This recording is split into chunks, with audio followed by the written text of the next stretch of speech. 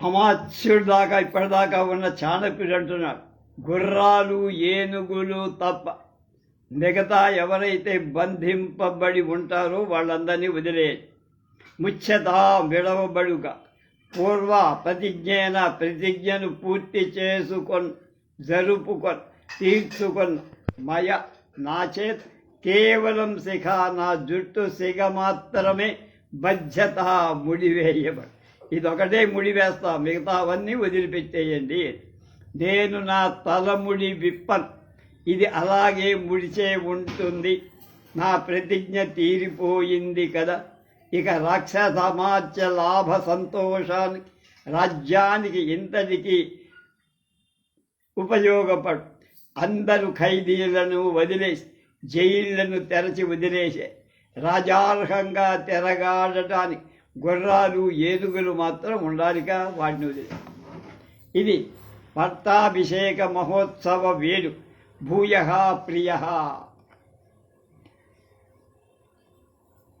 చాణక్యుడు, భో రాజన్ చంద్రగుప్త కిం తే భూయ ప్రియం ఉపకరోత్. రాజా కిమత వరమపి ప్రియమస్తి అంటాడు వాడు.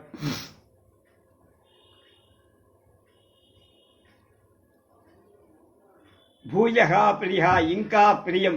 అమాత్య రాక్షస ఉచ్యతాం. రాక్షసామాత్య చెప్పవయ్యా, ఇది మాని చంద్రగుప్తుడి మాత్రమే అగట. వాడు శ్లోకాలు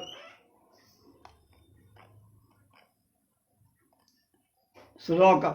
రాక్షసేన సమం మైత్రి రాజ్యే చారూపితా వయం ఛందాశ్చోన్మూలితా సర్వే కిం కర్తవ్యమత ప్రియం తథా పీదమస్తు. రాక్షసేన సమం మైత్రి రాజ్యే చారూపితా వయం నందాశ్చోన్మూలితా సర్వే కిం కర్తవ్యమత ప్రియం తథా పీదమస్తు. చివరికి భరతవాక్యం చెప్తారు. ఏం చెప్తారు? రాక్షసేనే రాక్షససేన సమం రాక్షస అమాత్యుడితో మైత్రి కలిగింది. రాజ్యేచ రాజ్యంలో వయం నేను ఆరోపితా ప్రతిష్ఠింపబడ్డ. చంద్రగుప్తుడు అంటాడు, సర్వే నందాహజ నందులంతా శల్యాలుగా ఉన్నవ ఉన్మీలితా దుంపనాశనం చెయ్యవ. అతః ప్రియం. ఇంతకంటే నాకేం కావాలి గురువు గారు, ఇంకేం ప్రియం నాకు అక్కర్లా అన్నారు. నాకు రాజ్యం ఇచ్చారు, స్థిరత్వంగా ఉండేటి చేశాడు. మహామాత్యుడైన రాక్షసుడితో మైత్రిని కూర్చారు, నాకు మంత్రిని చేశారు.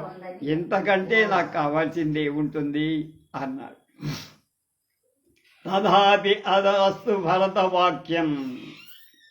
వరాహీమాత్మయూనే స్తనుమవన విధాన స్థితస్యానురూపాం యస్య ప్రాగ్దంతకోటిం ప్రళయ పరిగతాశిశ్రియే భూతధాత్రీ భేచ్చైరుద్విజ్యమాన భుజయుగమధునా సంశ్రితా రాజమూర్తే.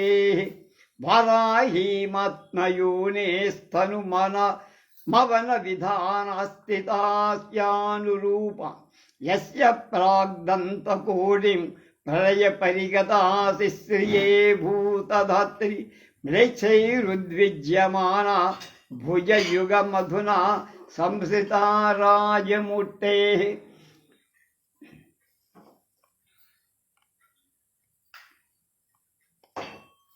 వరాహీమితి భూమి లేక భూధాత్రి, ప్రాణులను మోసేటువంటి భూదేవి.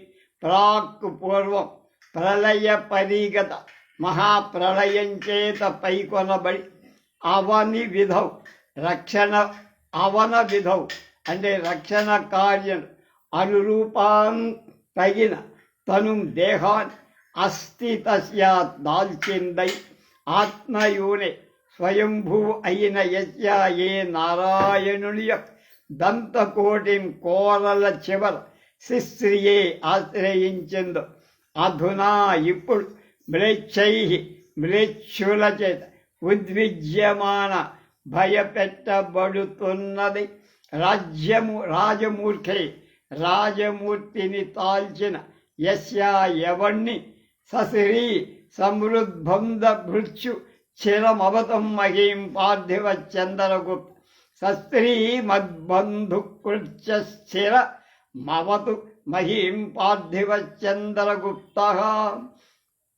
అలాంటి బాహుద్వయం సుసంస్కృతాం ఆశ్రయించిందో సహా పార్థివ ఆ చంద్రగుప్త మౌర్య చంద్రగుప్త మహారాజ్ శ్రీమత్ బంధుర్భిత్య సంపదలతో కూడుకొన్న బంధువులు నౌకర్లు కలవాడి మహీం భూమిని చిరం దీర్ఘకాలం అవతు పాలించుగాక. మునుపు కల్పాలలో భూదేవి ప్రళయం చేత పైకి తీసుకోబడి మునిగిపోయింది. అప్పుడు నారాయణుడు వరాహావతారం ఎత్తి అప్పటి భూదేవి స్థితికి తగినట్టు తన కోరపై ఆరెను రెట్టి దాన్ని భూమి మీద దాన్ని తన కోరలపై నిలిపా. ఇప్పుడు మ్లేచ్ఛుల చేత భయపెట్టబడింది.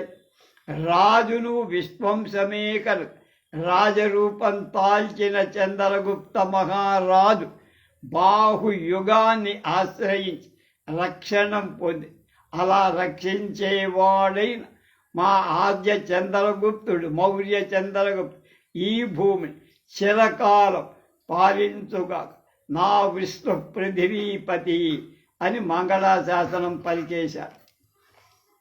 ఇది నిష్క్రాంతాహ సర్వే అని అందరూ వెళ్ళిపోయారు. ఇది నిర్వహణో నామ సప్తమాంక. ఇది విశాఖదత్త విరచితం ముద్రా రాక్షసం నాటకం సమాప్తం.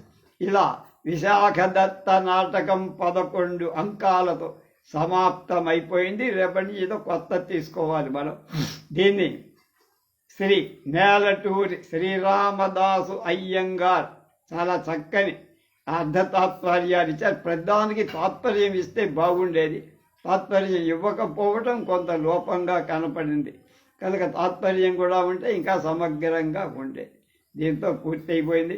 మనం ఆయనవే 2 చేసాం, ఇది రెండవది కనుక ఒక చక్కని సంస్కృత నాటకాన్ని మనం పరిచయం చేసుకుంటాం. ఈ చివరికి దీనికి మనువు కల్పాది ఎందు భూదేవి చెప్పే సంగతి. ఇది మంగళాశాసనం. అందరికీ సంక్రాంతి శుభాకాంక్షలు.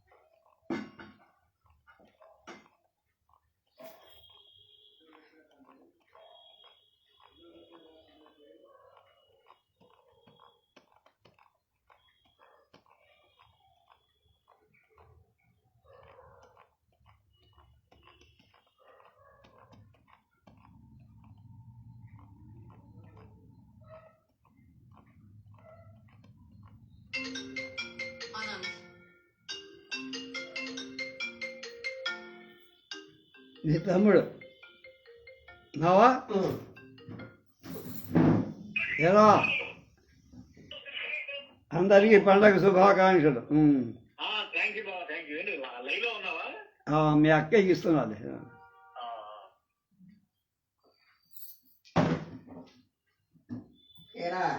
ఇక్కడ కాదు, అక్కడ లోపలికి వెళ్ళిపోతా బాబు, మీతో పడలేదు.